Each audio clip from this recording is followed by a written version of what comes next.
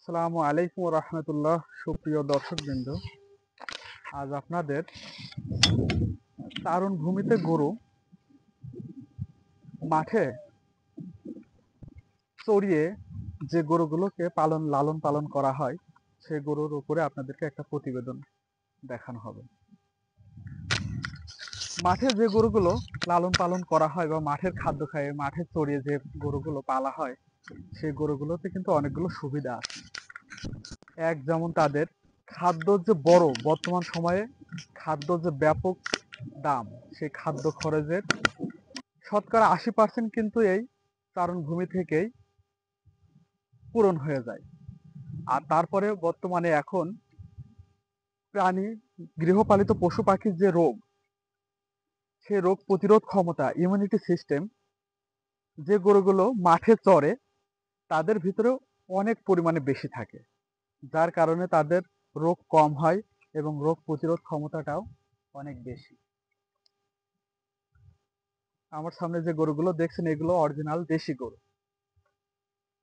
এই গরুর থেকেই গরু হিট পায় এবং এখান থেকে তাদের বংশ বিস্তার হয়। জি জি, আলহামদুলিল্লাহ। আপনি ভালো আছেন কাকা? আলহামদুলিল্লাহ। তাহলে কোথায় যাচ্ছেন কাকা আপনি? ও, যাক যাক, এখানে আছে। আপনি তো দিনের কাজ যে বেরোইছেন। আচ্ছা, সমস্যা নেই, আল্লাহ ভরসা। আপনি যান, আমি এই যে গরুগুলোর সাথে কথা বলি। জি জি জি, ভালো আছেন হুজুর? হ্যাঁ, আমি এখন আপনাদের এই গরুগুলোর যারা পরিচালনা করছে আর কি, দেখাশোনা করছে, তাদের সাথে একটু কথা বলাই।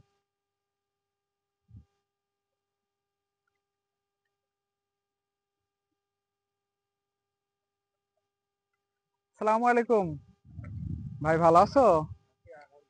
নাম কি তোমার? সোহান। এই গরুগুলো কার?